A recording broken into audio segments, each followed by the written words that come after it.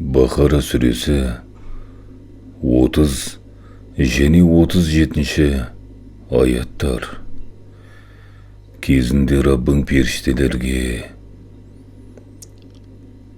мен жер бетінде үкім жүргізетін халифа жаратамын дегенде, періштелер таңырқап, сонда жер бетінде бүлік шығарып, бұзақылық жасайтын және нақақтан нақақ қан төгетін біреуді жаратасың ба? Біз бір өзіңе үздіксіз мадақ һәм шүкіршілік айтып, мінсіз кемшілік атаулыдан ада һәм ұлы екеніңді жар салып, бір өзіңді ұлықтаудамыз ғой деді.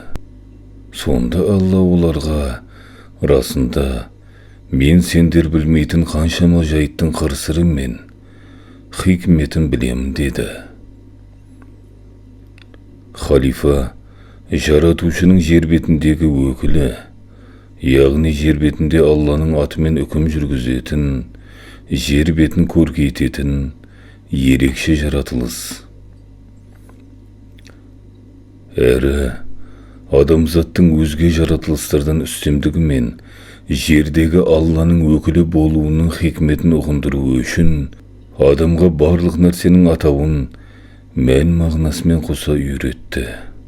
Артынша оларды періштелерге көрсетіп: қане, айтқандарың рас болса, маған мыналардың атауларын айтып, мән-мағынасын түсіндіріп беріңдерші деді.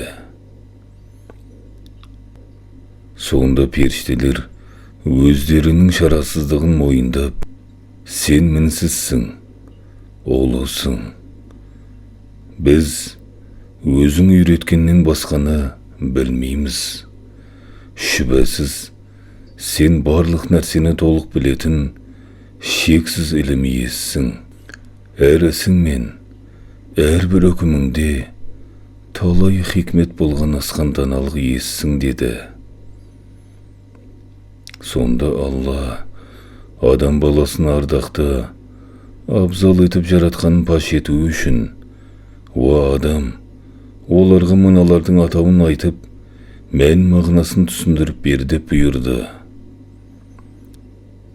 Сонда адам періштелерге бар нәрсенің атауын айтып бергенде, Алла періштелерге: мен сендерге 7 қабат аспан мен жердегі ғайыптың бәрін білемін.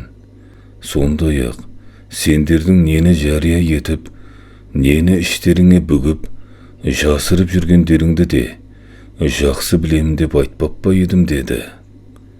Сөйтіп періштелерге адамның ілімін артық жаратылсын және Алланың жер бетіндегі өкілі болуға әбден лайық екенін мойындап, адамға сәжде етіңдер деп бұйырдық.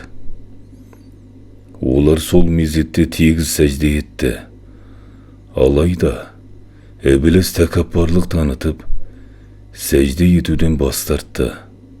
Сөйтіп кәпір болды. Содан соң біз: уа адам, жұбайың екеуің жәннатты мекендеңдер, әрі одан нығметтерінен қалағанша жеңдер. Тек мына ағашқа жоламаңдар. Әйтпесе өз-өзіне қиянат жасайтын залымдардың қатарына қосыласыңдар дедік. Содан ақыры шайтан оларды тыйым салынған ағаштан жегізіп сүріндірді де нығметке толы мекендерінен шығарып тынды. Біз оларға: бәрің бір-біріңе дұшпан болып жер бетіне түсіңдер. Жерде сендер үшін біршама уақытқа дейін тұрақтайтын мекен және игіліктер бар дедік. Пұшайман болған адам Раббысынан аян етілген бір қатар сөздерді жүрегімен қабыл алып, солармен тәубе етті. Сөйтіп Раббысы оның тәубесін қабыл алды. Шүбәсіз, ол тәуіп, құлдарының шынайы тәубелерін қабыл етуші, рахим, әсіресе тәубе етіп, өзіне бет бұрған мүмін құлдарына ерекше мейірімді.